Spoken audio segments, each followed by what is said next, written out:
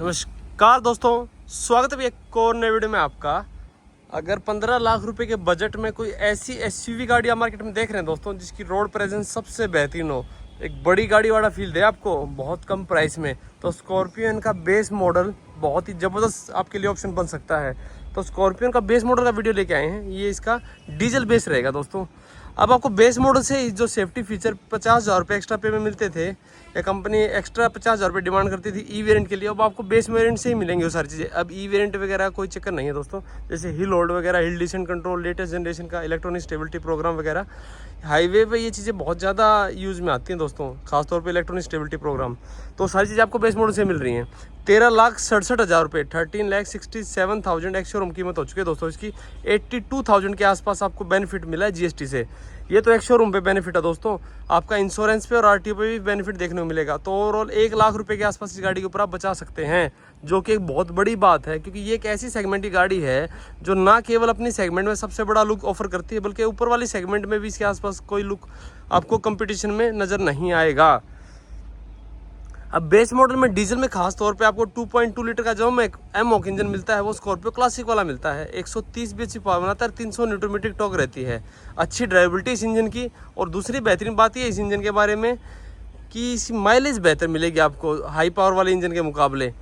उसमें फ़र्क क्या है कि हाईवे के ऊपर आप 15 से 16 की माइलेज भी निकाल सकते हैं अगर 80 से 90 स्पीड पर क्रूज करेंगे तो, जो कि काबिल तारीफ बात है इतनी बड़ी सेगमेंट की गाड़ी के लिए।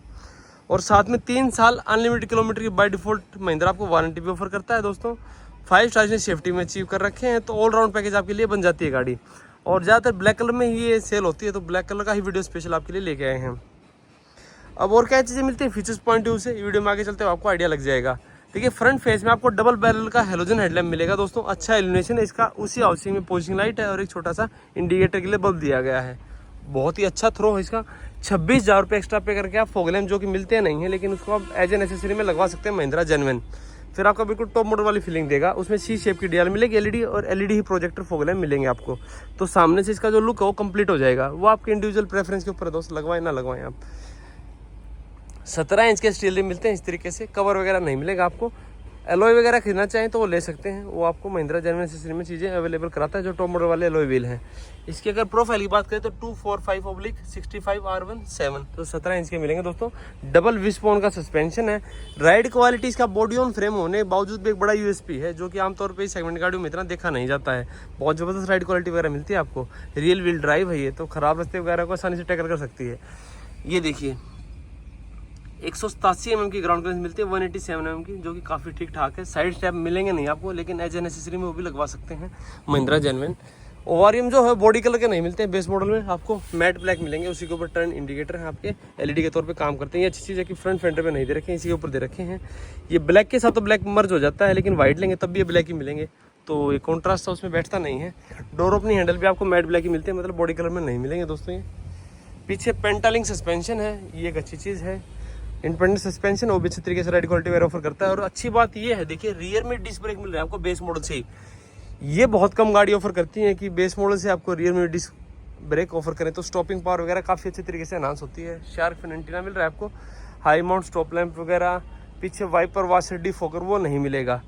पीछे जो एलईडी टेल लाइट है वर्टिकल शेप की, ये टॉप मॉडल सेम रहती हैं, लेकिन यहाँ पर इंडिकेटर वगैरह के लिए आपको हेलोजन बल्ब मिलेगा।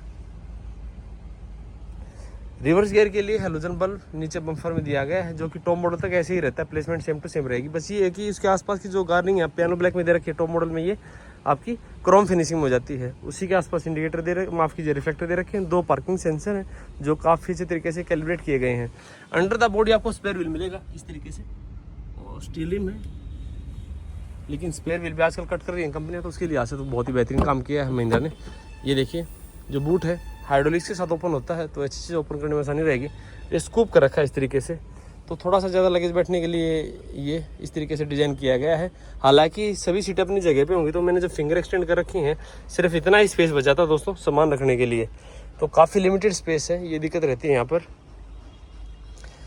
लास्ट रो अगर फोल्ड कर देंगे इस तरीके से, तो 450 लीटर के आसपास का बूट स्पेस मिल जाएगा। फिर आपको कोई लोडिंग लिफ्ट वगैरह खास नहीं है, तो पूरे हफ्ते भर के वीकेंड का ट्रिप का लगेज इसके अंदर आसानी से बैठ सकता है। बस चीज़ ये है, ये जो हिंजेस है ना, इससे अपने सामान को बचा के रखना पड़ेगा ना, तो स्क्रैच वगैरह लगने की संभावना रहती है। तो चीज़ रहेगी। इस बोर्ड के नीचे आपका पूरा टूल वगैरह दिया गया है, देख लीजिए कितने अच्छे तरीके से प्लेसमेंट की गई है। रबर के नीचे आपका स्पेयर व्हील को एक्सेस करने के लिए नट दिया गया है, इसको लूज करके आप स्पेयर व्हील को रिलीज़ कर सकते हैं। यहाँ पर आपका जैक है, ये 12 वोल्ट का सॉकेट मिलता है। लास्ट रो में जो बंदे बैठे हैं वो यहाँ कोई चार्ज वगैरह लगा के अपने फ़ोन को चार्ज कर सकते हैं, तो एक अच्छी चीज़ रहती है। अब चलिए सेकंड रो में चलते हैं। लेफ्ट साइड में आपका फ्यूल टैंक है दोस्तों, इस तरीके से अनलॉक अगर गाड़ी टैप करके खोल सकते हैं। 57 लीटर का डीजल का टैंक है, 20 लीटर का आपको डीजल एग्जॉस्ट फ्लूइड के लिए टैंक रहेगा। अच्छी बात है कि सेम कैप के नीचे दे रखें दोनों चीज़ें, तो एक्सेस करने में ज़्यादा दिक्कत आती नहीं है। चलिए अब सेकंड रो दिखाते हैं दोस्तों। गाड़ी की काफ़ी वाइड है डोर ओपनिंग, तो गाड़ी के अंदर बैठने उतरने में कोई दिक्कत नहीं। हाँ, अगर साइड स्टेप लगाएंगे तो बुजुर्गों के लिए थोड़ी सहूलियत हो जाएगी, ना तो उनको थोड़ी तकलीफ हो सकती है क्योंकि गाड़ी ऊंची है ये। बाकी हार्ड प्लास्टिक रहेगा, डुअल टोन में इंटीरियर है, मोका ब्राउन विद ब्लैक का कॉम्बिनेशन है। आपको ज़्यादा कुछ मतलब पियानो ब्लैक ट्रीटमेंट देखने को नहीं मिलेगा या सॉफ्ट टच नहीं मिलेगा क्योंकि बेस मॉडल है, तो कॉस्ट कटिंग आपको देखने को मिलेगी।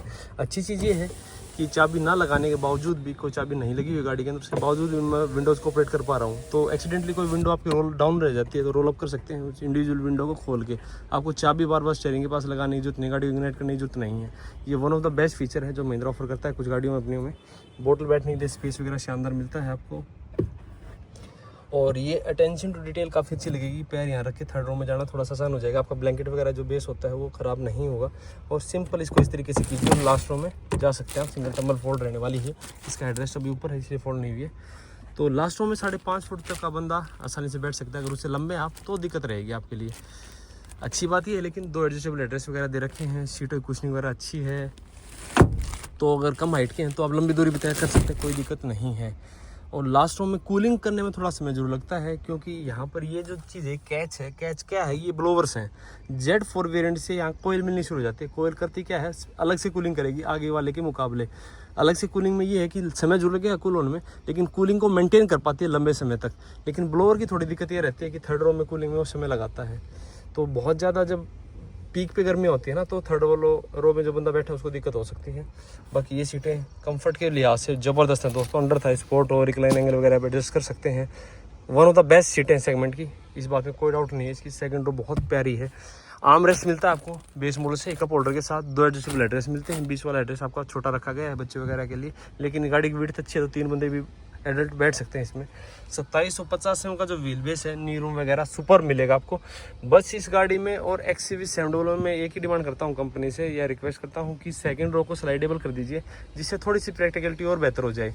लेकिन अभी तक वो चीज़ें मिलती नहीं हैं, तो चीज़ थोड़ा सा लूज पॉइंट रह जाता है। इसका पीछे इवेंट्स वगैरह, सी टाइप का चार्जिंग पोर्ट, सीटों के पीछे हाँ मैगजीन होल्डर वगैरह आपको मिलता है, ये एक अच्छी चीज़ है। कैबिन की जो लाइटें हैं वो LED रहेंगी, बहुत ब्राइट लाइट है दोस्तों ये। और विंडो एरिया वगैरह काफ़ी अच्छा है, कमांडिंग पोजीशन बैठते हैं आप सेकंड रो में भी, बहुत अच्छा व्यू मिलेगा आपको बाहर के अंदर बैठने के बाद। को ड्राइवर सीट पे जो डोर है उस पर भी प्रैक्टिकलिटी टॉप नॉच मिलती है। और स्पेस वगैरह चेकआउट कर लीजिए कितना शानदार है। यहाँ भी विंडोज़ को ऑपरेट कर पा रहा हूँ मैं।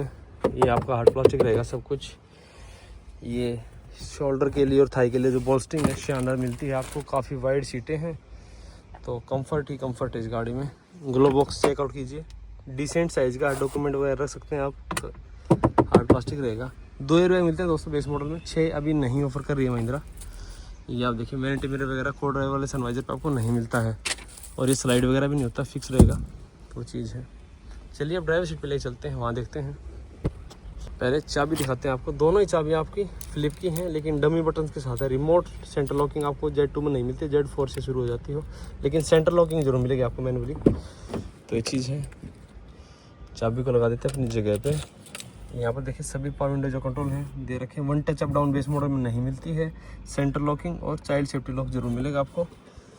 सब कुछ मैट ब्लैक में ही चीज़ें दे रखी हैं, तो एज रहेंगी वो। ओवरव्यू भी इवन हाथ से फोल्ड और एडजस्ट करने पड़ेंगे आपको। किसी प्रकार की कोई भी एडजस्टमेंट, कोई सपोर्ट नहीं मिलती है। देखिए खाली हैं सभी बटन यहाँ पर, इवन जॉकी भी नहीं मिलती है। ये थोड़ा सा और लूज पॉइंट हो जाता है कि बड़ी गाड़ी है ड्राइवर साइड वाली, तो फिर भी आप विंडो रोल डाउन करके अगर अकेले बैठे हो गाड़ी में तो कर सकते हो। अगर को ड्राइवर सीट वाला शीशा कहीं टाइट पार्किंग वगैरह में दिक्कत पैदा कर सकता है आपके लिए। यहाँ पर ड्राइवर सीट हाइट के लिए एडजस्टेबल नहीं मिलती है बेस मॉडल में आपको, इससे ऊपर वाली विंडो शुरू होती है। बाकी सीटें कुशिंग वगैरह पॉइंट ऑफ से टॉप नॉच है। जो बेहतर चीज़ें हैं, ABC पैडल के बीच की स्पेसिंग अच्छी है, डेडिकेटेड डेड पैडल ही मिलता है आपको, तो यहाँ पर क्रैम्ड फील नहीं करेंगे आप। बड़ा पैर होगा आपको तो दिक्कत नहीं रहने वाली है। ये देखिए हाइड स्टार स्टॉप के लिए, ट्रैक्शन को ऑफ करने के लिए, हिल डिसेंट कंट्रोल को एक्टिवेट करने के लिए, ये MID के कंट्रोल और ये हेडलाइट लेवल करने के लिए सारे कंट्रोल यहाँ पर दिए गए हैं। अब गाड़ी के अंदर बैठते हैं और बाकी चीज़ें यहीं से एक्सप्लोर कराएंगे आपको। गाड़ी का NVH वगैरह चेक करा देते हैं। ये मैंने गाड़ी स्टार्ट कर दी है।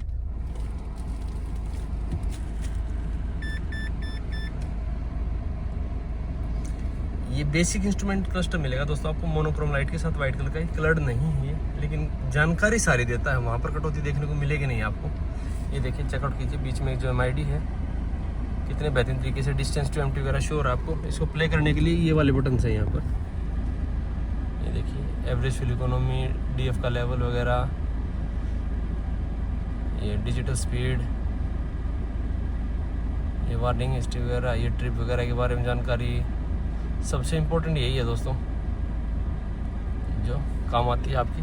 अच्छा, डिजिटल ही फ्यूल गेज है, डिजिटल ही इंजन टेम्परेचर गेज है, और साथ में ये समय क्या हुआ है, आउटसाइड टेम्परेचर क्या हुआ है। अभी इसके ऊपर पॉलीथिन रिफ्लेक्शन पैदा कर रहा है जो एक प्रोटेक्शन शील्ड है, तो आप प्रॉपर ना देख पा रहे होंगे, लेकिन समय बता रहा है, टेम्परेचर वगैरह बता रहा है, ऑडोमीटर रीडिंग वगैरह सारी चीज़ें मिलेंगी आपको।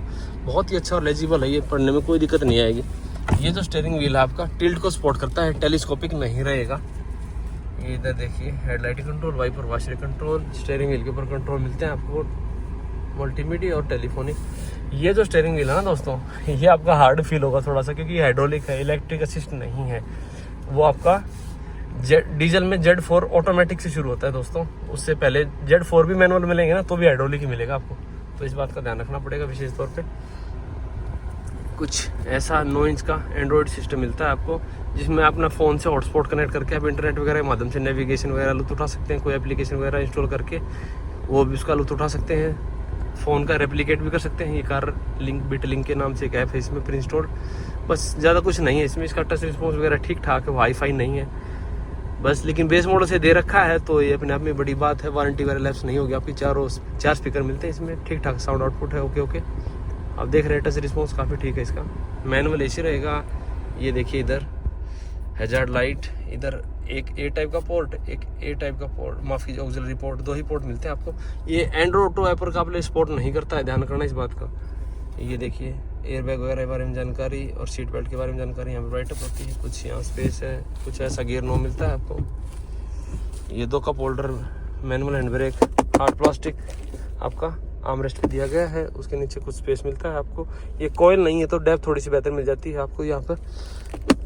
जो आर्मरेस्ट उसके नीचे स्पेस पॉइंट है उसे, तो ये चीज़ रहेगी। मैनुअल IRVM रहेगा और यहाँ कुछ नहीं मिलता है। जो लाइट हो थोड़ा सा पीछे तरफ दे रखी है LED, और ड्राइवर साइड वाला जो सनवाइजर है उस पर आपको टिकट होल्डर वगैरह कुछ नहीं मिलता है, ना ही एक्सटेंड वगैरह होता है। ये जो काम के फीचर है नीड के, वो तो सारे मिलेंगे आपको। जैसे देखिए सेंटर लॉकिंग मिल गई, बेसिक मैनुअली मिली हो, स्टीयरिंग व्हील के ऊपर मल्टीमीडिया कंट्रोल मिल गए, टच स्क्रीन इंफोटेनमेंट सिस्टम मिल गया आपको, म्यूजिक सिस्टम मिल गया, अच्छा AC मिल रहा है आपको। तो वो चीज़ें तो सारी मिल रही हैं आपको। 4 पावर विंडो वगैरह मिल रही हैं।